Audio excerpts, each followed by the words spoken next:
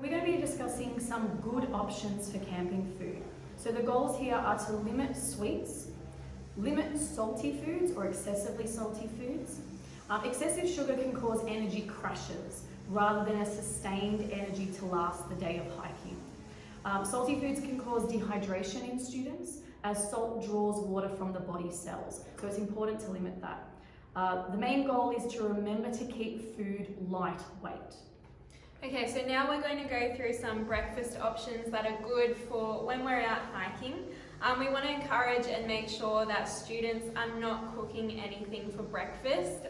We're really low on time in the morning. We need to get out from the campsite as soon as possible. So a few breakfast options to take could be muesli, wheat bix, some breakfast bars and biscuits, powdered milk. That also comes in lactose-free, soy and coconut options.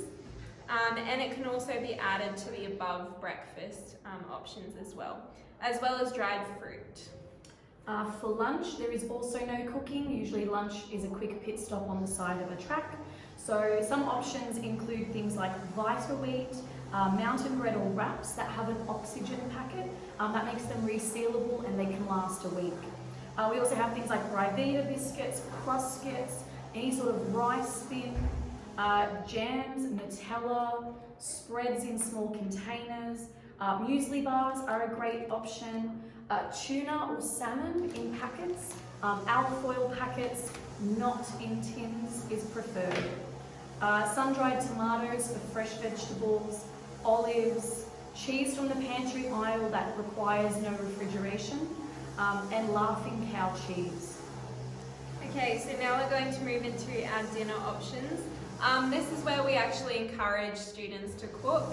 They do have their own cookers that they bring with them on their hikes, but continental pasta and rice packets, dehydrated vegetables and beans, rice meals are also a good option, chicken and mushroom soup, dehydrated mashed potato as well, or dead potato as an accompaniment to something else, and backcountry as well. The downside of backcountry is it's a little bit expensive, so that may not be a preferred option for a longer camp. For snacks, we have a wide variety of good snack options. Fruit and nut bars, it's important to check the kilojoule content and the sugar content. Kilojoules from proteins, fats and carbs are better than high sugar. Dried fruits, we have nuts, limit the use of salted nuts, not too much salt. Muesli bars, protein balls, baked pea crisps or another option, and maybe jerky. Okay, so options that are okay to take on camp, either not substantial enough as a meal. They can also be quite heavy for everyday walking, or they're too small of an amount. So for breakfast, the only really thing that's okay is a low sugar cereal. It doesn't have as much nutrition as muesli, so it's not really optimal for students to be eating. For lunch, dried fruit's a good option, but it's not a meal. So to make it into a meal, they may be wanting to add something else to it. Lebanese cucumbers, the little small ones, they're a really great option, but again, you need to be adding it to a wrap or a tuna packet or some crackers to make it into a meal. Okay, so for dinner, Uncle Ben's rice is not too bad. It is quite heavy, so normally we would encourage students to leave this for the first night or eat it on the first night. Packet soup or noodles only if bulked up with vegetables or mashed potato as well to make it into a more full, more nutrient-rich food. Cup of soup only to add flavour because it's not substantial enough on its own. For snacks, fruit and nut bars, make sure you check the label and the sugar content on the packet. A handful of sweets like M&Ms, jelly beans are okay for that quick energy fix if students need it. Okay, so the last one we're going to be discussing is bad options for camping, Not necessarily bad foods, but they're not providing the nutrients that we require, or perhaps they're too heavy for students to be carrying. So again, we wanted to remind you to limit the sweets and limit the salty foods. That's our priority for students.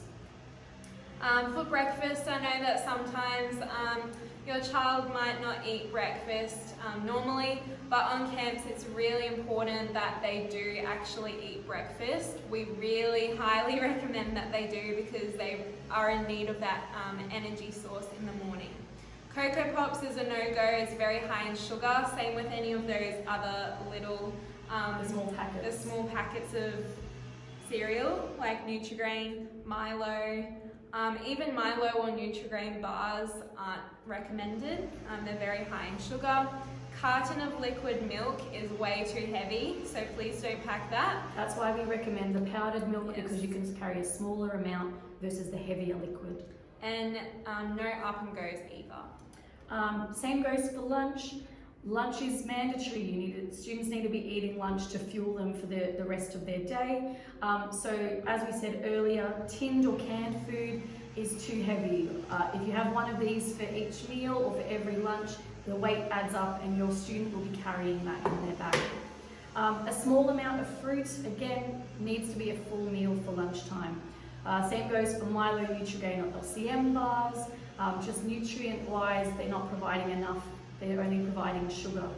And again, up and goes, they're easy, but they're way too heavy and they're not providing enough nutrients for your child.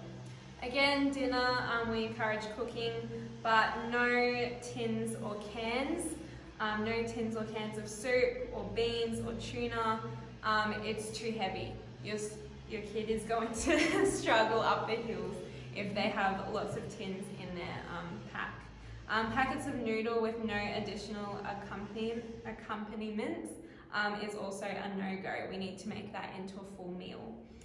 For snacks, chips or potato chips is probably a no-go as well. It's very high in salt.